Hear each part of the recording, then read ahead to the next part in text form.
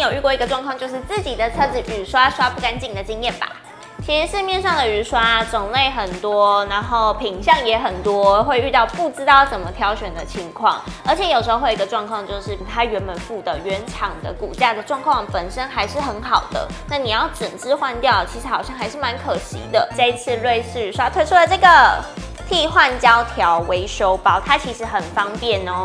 它的话呢，有很多种规格可以去做选择，重点是它还可以对应到很多原厂骨架。它是细胶的材质，刷起来更静音，减少跳动的机会之外呀，它刷过之后还会增加脱水性的效果。那这样子只单换胶条，不但省钱又很环保。如果你原本的骨架胶条是很难更换的话，在这边佩妮真心的推荐，你可以直接购买一组全新的瑞士雨刷来做更换。这样以后啊，你就可以只要单换胶条，不需要再换骨架了。瑞士雨刷的官网上面呢，它有很多车种的更换教学影片，大家都可以上网去看。